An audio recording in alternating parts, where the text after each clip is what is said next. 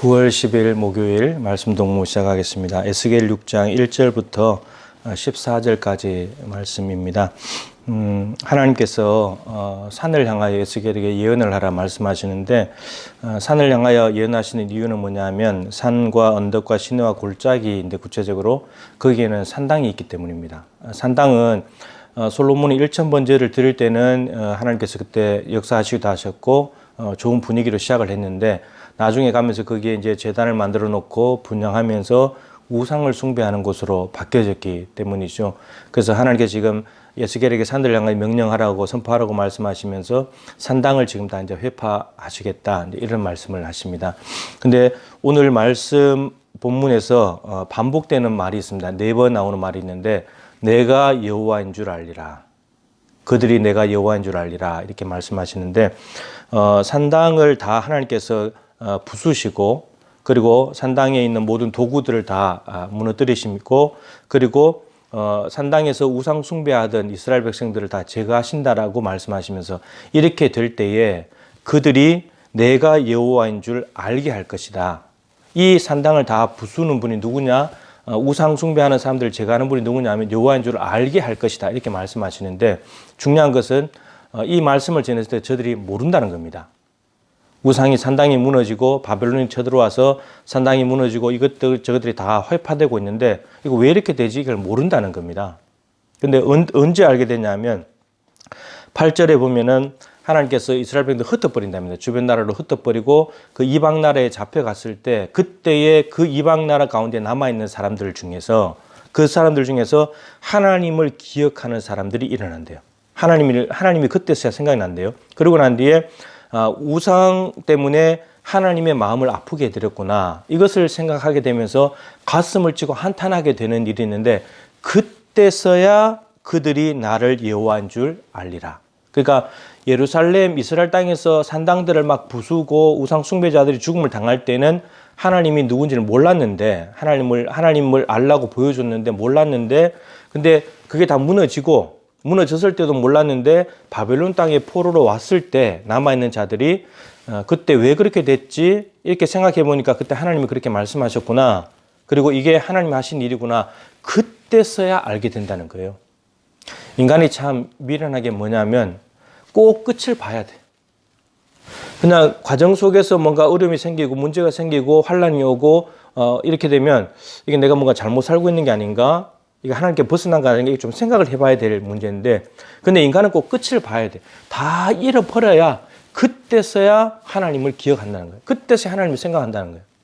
탕자가 집을 나가가지고 집 나갈 때부터 좀 알았으면 좋았을 텐데, 돈이 점점 떨어져 나갈 때 그때 알았으면 좋았을 텐데, 근데 돈 다 떨어지고, 그리고 돼지우리에 들어가서, 이방인들이 치는 돼지우리에 들어가서 돼지가 먹는 지업료도 못 먹을 때나 되니까 아버지의 집이 생각나는 거죠. 이런 거예요. 인간이 집 나올 때부터 좀 삶이 공공해지고 이것저것 떨어지고 좀 힘들어질 때 좀 생각하면 좋은데, 근데 다 잃어야 쫄딱 망하고 바다까지 가야지만 이스라엘 땅에서 하나님을 알면 좋은데, 꼭 바벨론에 가서야 하나님을 알게 된다는 겁니다. 이게 참 아쉬운 거예요. 그래서 그때서야 깨닫게 된대요. 하나님은 우상하고 다른 분이구나. 우상에게 우리가 도움을 받아서 우상을 의지하지만 우상이 우리의 구원자가 아니라 여호와께서 우리의 구원자시구나. 그리고 이스라엘 땅에 있을 때 산당이 다 무너질 때 내가 여호와인 줄 알게 하리라 그러시는데, 우리가 그때는 몰랐는데 그 말이 그 말이었구나. 하나님은 말씀하신 대로 이루시는 분이구나. 그때서 깨닫게 됐다는 거죠. 그리고 하나님은 우상 숭배를 너무너무 싫어하시는구나. 1계명, 2계명이 다 우상과 관련됐고 형상과 관련됐고 숭배하지 말라는 거잖아요. 그때서야 깨닫게 된다는 겁니다. 우리 인간이 왜 이렇게 미련하고 둔할까요? 미리 좀 알면 좋은데. 인간이 그만큼 완악한 거예요.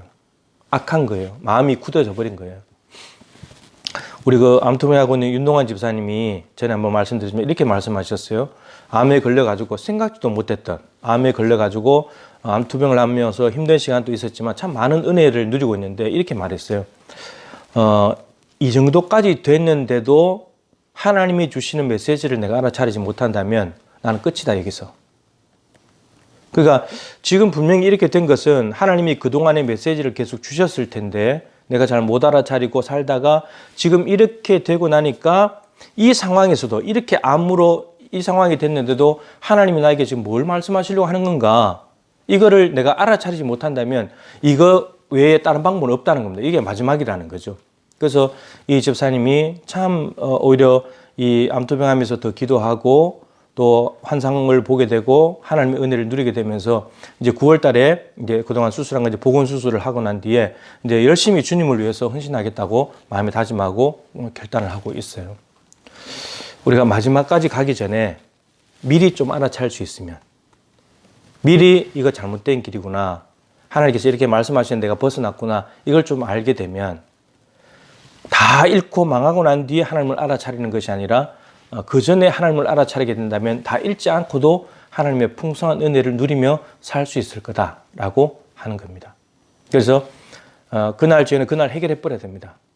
누적되지 않게 만들어야 돼요. 축적되지 않게 만들어야 됩니다.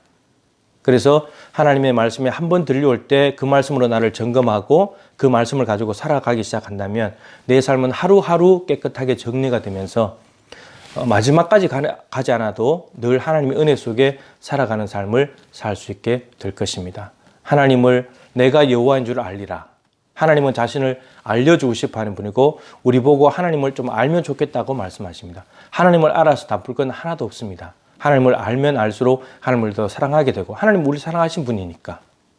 그래서 하나님을 알면 알수록 더 사랑하고 하나님의 말씀에 순종하고 하나님을 기쁘시게 해드리는 그러한 삶을 살아갈 수 있기를 주님의 이름으로 축복합니다.